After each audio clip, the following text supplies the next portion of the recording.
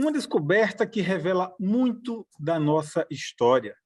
O Opinião Pernambuco de hoje abre espaço para a arqueologia, o sítio do Pilar, uma descoberta arqueológica no Recife que marca a história de todo o Brasil.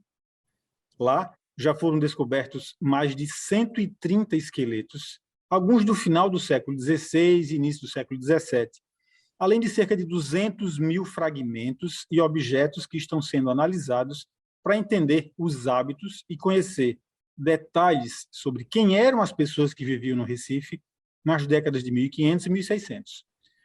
Eu sou Josimar Paraíba e para falar do achado arqueológico que pode ser o maior cemitério colonial do Brasil, nós convidamos Sueli Cristina Albuquerque de Luna, doutora em História e professora da Universidade Federal Rural de Pernambuco e coordenadora do projeto que pesquisa e cataloga os achados do Sítio do Pilar.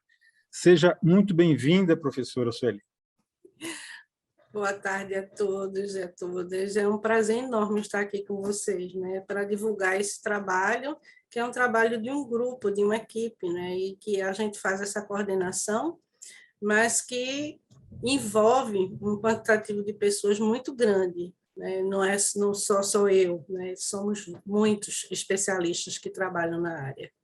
Professora, são cerâmicas, peças de jogos, tijolos holandeses, garrafas de bebidas, perfumes, remédios, moedas, balas de canhão, escovas de dente e muitas ossadas. Isso. Vamos começar atualizando, né, as informações que eu trouxe da quantidade de esqueletos encontrados, da quantidade de peças. Essas descobertas continuam. Então, vamos começar atualizando esses números. Ok.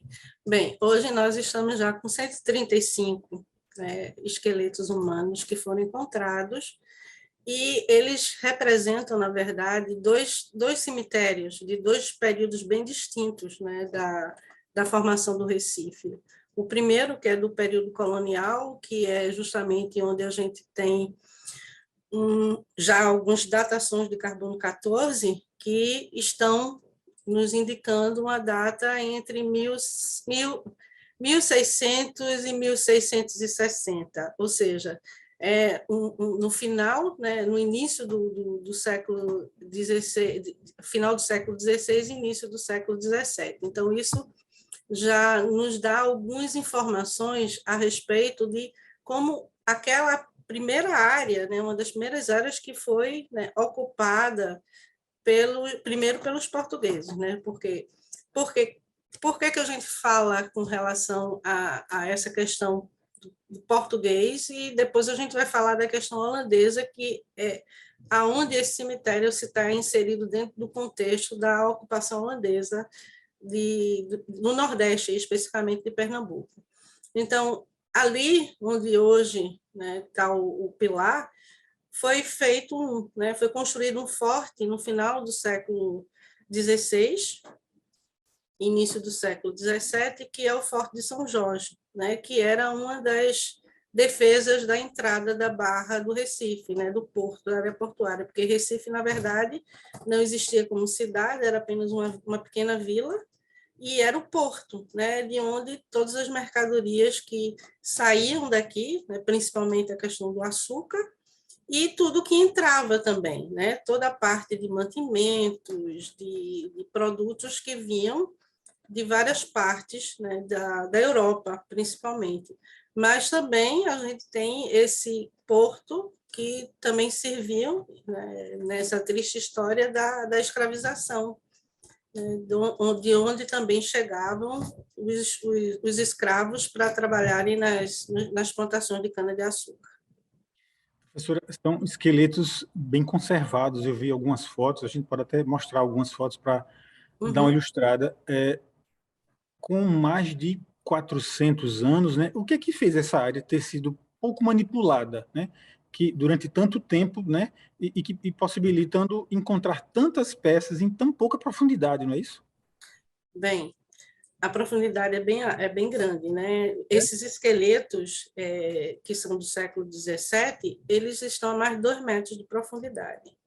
Eles estão inseridos dentro do sedimento original que formava o istmo, né, que ligava, que era o Recife, que ligava Recife a Olinda, né, que hoje a gente não tem mais por conta das reformas que foram feitas na área do Porto na década de 1910, 1920, e que hoje a gente não consegue mais visualizar, né? Mas essa era uma lingueta de terra que fazia essa ligação. Então, a gente também tem um pouco, vamos dizer assim, de sorte, né? De a gente não ter tido uma interferência muito grande nessa área, visto que até o final do século XVIII, essa área, de certa forma, ficou um pouco relegada na ocupação do Recife, né? Por quê? Porque a concentração da população ela estava inserida dentro do que a gente chamava de dentro de portas, que era justamente a área onde a gente tem hoje o Porto, ali a Avenida Lisboa, toda aquela região, né, mais central, onde justamente se concentrava a população. E essas áreas periféricas, né, que eles chamam de fora de portas na época, eram áreas que não eram utilizadas, né, por conta de várias questões, como, por exemplo, a influência das marés, que ainda era bastante alta, então, em marés altas, aquela área às vezes ficava inundada, dependendo da quantidade de chuvas, da maré alta e tudo mais. Então, durante muito tempo, essa área ela foi, de certa forma, relegada, né? E aí, quando da construção do forte, e depois com a chegada, né, dos holandeses, a invasão holandesa e a resistência que houve naquela região, o forte foi praticamente destruído, né? E durante a estadia dos holandeses aqui, a gente vai ver que ele foi utilizado como um hospital, né? Inclusive foi uma petição de uns padres que estavam aqui, que queriam essa área, solicitar a Companhia das Índias Ocidentais essa área para ser um hospital. Então, essa é uma das facetas. E aí a gente vê por que a gente tem esse cemitério ali. Né?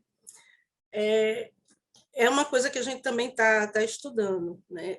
Nitidamente, é um cemitério que é composto por indivíduos que não são portugueses. Isso a gente tem absoluta certeza hoje, não só pela a questão cronológica, mas principalmente pelas características morfológicas dessas pessoas. A maioria, 99%, eram homens, em idade militar, ou seja, em torno entre 17 e 25 anos, né? E que o que é curioso é que a gente não tem, por exemplo, nenhum vestígio até agora, até o momento, que a análise dos esqueletos ela vai ainda começar em laboratório, a gente não tem nenhuma marca de ferimentos, né? Mas isso também não quer dizer nada, porque muitas vezes os ferimentos podiam ser em áreas de tecidos moles que não vão deixar marcas no esqueleto.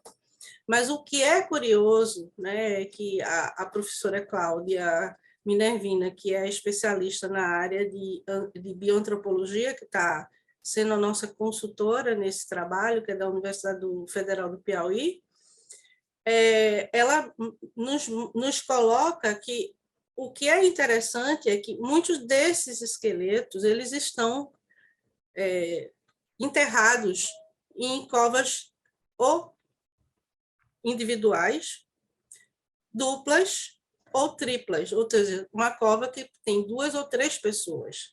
E isso, né, aconteceu num período de tempo relativamente curto desses enterramentos, pela disposição, né? Porque a gente vai ver que provavelmente eles foram acometidos por algum tipo de doença, algum tipo, talvez, de epidemia, talvez. Né? Mas tudo isso a gente só vai ver quando a gente fizer essa análise pormenorizada dos esqueletos. Por que a gente fala de epidemias, né? Uma possibilidade, porque quando há uma epidemia, normalmente, por dia, pode morrer 1, 2 ou 3 ou mais pessoas. Então, se a gente imaginar que cada dia morria alguém, então eles eram enterrados juntos. E o que é também interessante é a forma como eles são enterrados. Eles não são enterrados de qualquer forma, eles são enterrados todos com uma orientação, basicamente, né? Como se fosse um cemitério militar. Sobre as datas ou o período que essas pessoas viveram. A gente tem, a senhora disse que eles não são, já adiantou que eles não são portugueses. Não. A gente tem o período holandês de 1630, 1654, me corrija se eu tiver Isso. de achar necessário. Mas a senhora falou também que tem achados, tem esqueletos de 1600, de antes do período holandês, é isso? Não. A gente tem, porque é o seguinte, quando a gente faz uma datação de carbono 14, existe, em toda datação, existe uma correção, né? Uma correção que a gente chama de desvio padrão, que pode ser para mais ou para menos. Então, quando a gente recebe o laudo do laboratório, né? Então, esse laudo, ele coloca as grandes possibilidades, né? Entre, por exemplo, você tem 1600, mais ou menos 30. Então, pode ser 1.600 menos 30, ou seja, 1.570, ou pode ser 1.600, 1.630, entende?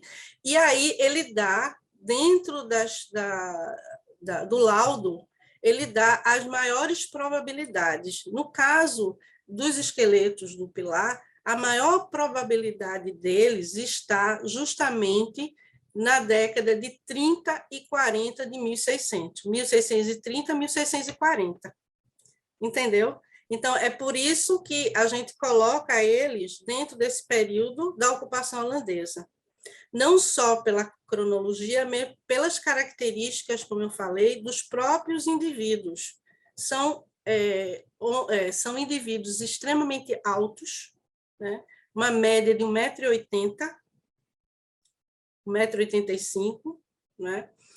Com características morfológicas cranianas também bem diferentes, né, do que a gente vai encontrar, ou seja, indicando muito mais que seriam talvez europeus, mais da área do centro e leste europeu.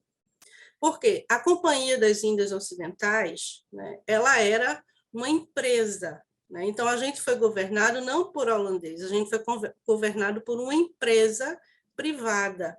E essa empresa contratava seus funcionários, ou seja, o que a gente hoje chama de mercenários, que eram soldados que vinham de várias partes da Europa. Não só alemães, holandeses, né? A gente vai ter uma gama muito grande de variação dessa população militar que residiu aqui no Recife. Eu queria lhe perguntar ainda mais sobre o que são esses achados, a gente detalhar um pouco mais o que são esses achados e o período de cada um, mas a gente faz uma paradinha rápida para o intervalo. A gente está falando do achado arqueológico que pode ser o maior cemitério colonial do Brasil, o Sítio do Pilar, no centro do Recife. A gente volta já.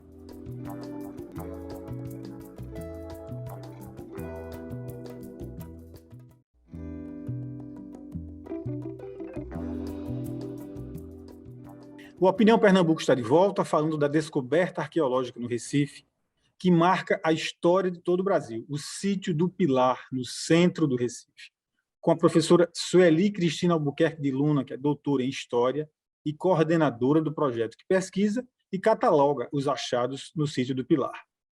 Professora, também foram encontrados as ruínas de um antigo forte que estava soterrado, né? De que período é essa construção e qual a relação desse forte com os esqueletos encontrados? Tem essa relação? Sim, sim.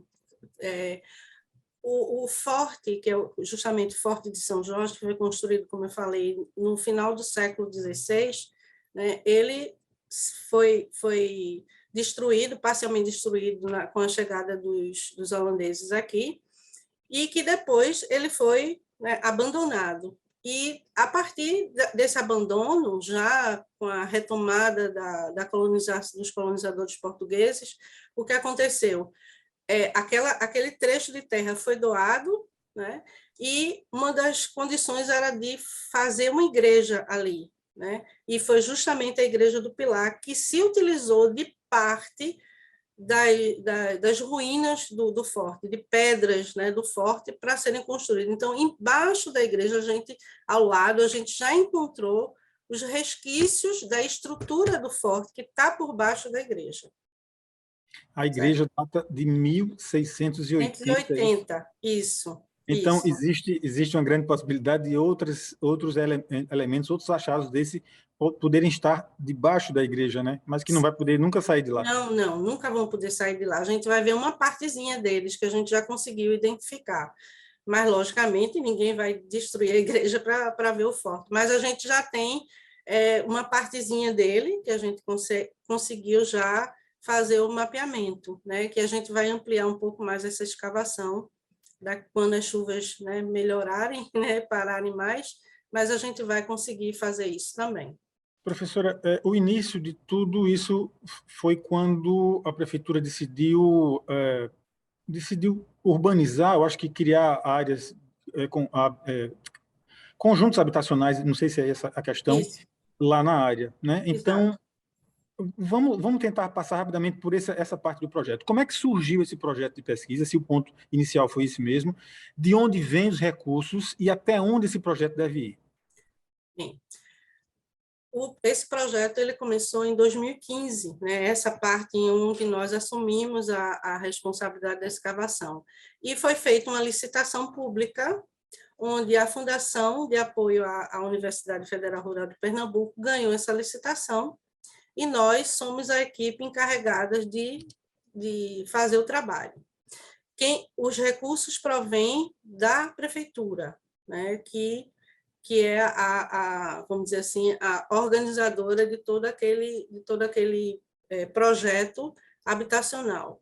Que, na verdade, a prefeitura ela tem como caráter de gestora, mas cada área de construção, a verba advém de órgãos, né, que financiam esse tipo de empreendimento, por exemplo, a Caixa Econômica, o BNDES. Então, são eles que repassam o dinheiro para a prefeitura para que façam a construção dos habitacionais.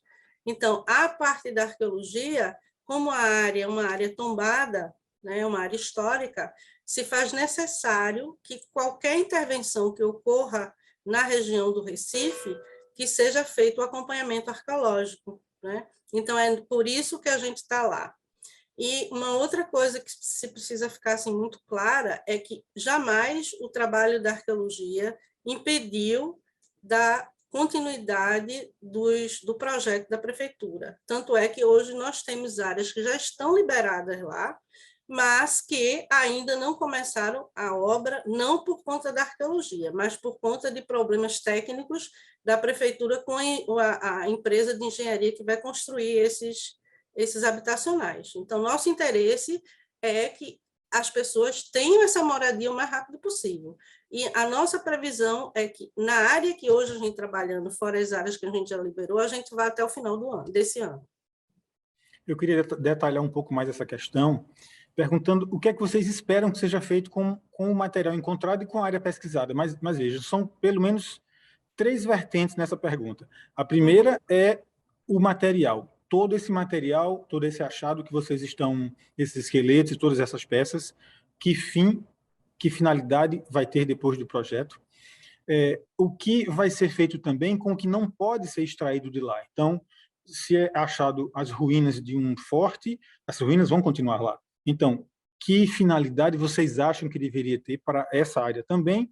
E, por último, como é que fica aquela área com relação aos habitacionais? Assim, o que é que vocês pensam a respeito disso, para depois a gente pensar na prefeitura? Certo. Bem, o material hoje está sob a guarda da Universidade Federal Rural de Pernambuco, né, no Laboratório de Arqueologia, UNEPARC, e esse material vai ser utilizado durante muitos anos para pesquisas acadêmicas, né, como já saíram alguns trabalhos anteriores, a outra equipe que trabalhou lá também já publicou alguns trabalhos, algumas dissertações, teses e tal, e a gente também. Então, esse material é um material que vai ser base para pesquisas, não só nossas, mas de outros pesquisadores que se interessem em estudar esse material, ok? Segundo ponto, em relação o que é, né, que a gente pensa em relação à área especificamente. A nossa ideia, como proposta para a prefeitura, que isso não depende da gente, mas a nossa ideia é que aquilo ali se transforme num ponto cultural da cidade. E onde a população que vive ali, ou seja, a comunidade do Pilar, ela seja, né, integrada dentro dessa proposta, ou seja, eles seriam esses guardiões, né, através de uma série de ações que podem ser feitas ali, de formação de monitores, né, de formação de pequenas empresas turísticas internas da comunidade, a própria história da comunidade, que é importante, né, os saberes que existem ali, das pessoas que moram naquela região. Isso é muito importante, é dar cidadania histórica a essas pessoas, que elas têm importância e que o lugar que elas vivem é importante, não só pelo passado, mas pelo presente delas também. Então, essa é uma proposta que a gente tem de transformar, né, essa questão relativa a uma área cultural, né? Porque isso a gente vê em muitos países, onde essas comunidades elas têm que participar ativamente, porque não adianta a gente fechar uma área se não existe uso das pessoas, né? Então, com relação à questão do forte, isso aí é uma questão que teria que ser discutida com o IPHAN, o Instituto do Patrimônio Histórico Artístico Nacional, né, que é o órgão responsável por todos os bens arqueológicos e culturais que a gente tem, junto com a prefeitura e a gente. A gente tem ideias, mas isso precisa ser colocado, né, como um projeto, e a gente está disposto a ajudar nisso também. Não somente, a gente tem toda uma parte de educação patrimonial que a gente está já recomeçando, a gente tinha, antes da pandemia, começado a trabalhar com as crianças da comunidade na escola, e a gente quer passar isso para o resto da comunidade também, porque eles têm que ter esse pertencimento, né? Que eles também fazem parte, e eles são também importantes dentro desse processo. Nós levamos esse questionamento ao Luiz Henrique Lira, presidente da URB. Vamos ver qual foi a resposta que ele tem para a gente. Olá, Josimar. A URB está construindo lá no Pilar um conjunto habitacional de 256 apartamentos, além da praça, que já foi concluída, na quadra 25, aí na Alfredo Lisboa. E para a construção desses conjuntos habitacionais, sempre é orientado pelo IPHAN a pesquisa arqueológica na área. Já foi feito em várias áreas do Recife Antigo. É uma área histórica. E aí foi contratada a Fundação da Rural, né? Antes da Federal e agora da Rural, está continuando o trabalho. E aí a pesquisa vem encontrando essas relíquias, né? Esses achados arqueológicos, os esqueletos, as peças, enfim, centenas de milhares de itens. Isso está sendo catalogado pela Fundação, da equipe da professora Sueli e todos os pesquisadores, e junto com a gestão municipal, o Instituto Pelópolis da Silveira, da cidade, o gabinete instituído do Recentro, para a requalificação das áreas do centro, a Secretaria de Governo, a Secretaria de Imprensa, de Comunicação, nós vamos, sim, o intuito nosso é construir um espaço onde as pessoas do Recife, também os turistas, possam ter acesso a esse conhecimento dessa história ali originária do Recife, né? Todo esse contexto do século XVI, do século XVII, né, o conflito lá com os holandeses, e a gente quer contar essa história que pode ser, sim, no museu a céu aberto, enfim. Nós estamos estudando o formato numa parceria com várias cabeças pensando. Em relação aos conjuntos habitacionais, eles serão construídos, né? Não só esses que estão sendo construídos, mas mais um bloco na outra quadra 60, de mais 140 apartamentos. Então, isso é importante deixar registrado. Com relação ao outro espaço, né, que já existe, né, que é aquela muralha lá no encontro da Rua do Bom Jesus com a Rua Barão Rodrigues Mendes, que fica lá na Praça do Arsenal, já foi feita uma recuperação recente, né, com a Enlurb e a Secretaria de Turismo, onde foi feita a substituição do gradil, né, com granito, perfil metálico, e também pela Enlurb, e a Secretaria de Turismo fez a requalificação da placa, né? E ali é muito visitado, né, por escolas, turistas, enfim. Você vê que tem sempre ali um nível de água, né? Que aquela água ali não é dejeto, não é esgoto. Aquela água é água da maré. Tanto que você vê que não tem cheiro. Ali, quando a maré é alta, você vê a água ali. Quando a maré seca, a água recua. Né? E aí é limpo todos os dias. Né? Isso é a informação que a gente pode passar para todo mundo. A Opinião Pernambuco está encerrando. A gente agradece a presença da professora Sueli Cristina Albuquerque de Luna. Se você quiser rever essa ou outras entrevistas do nosso programa, vai lá no YouTube e pesquisa assim, Opinião Pernambuco 2022. Você encontra uma playlist com todos os programas do ano. A gente fica por aqui. Até um próximo encontro.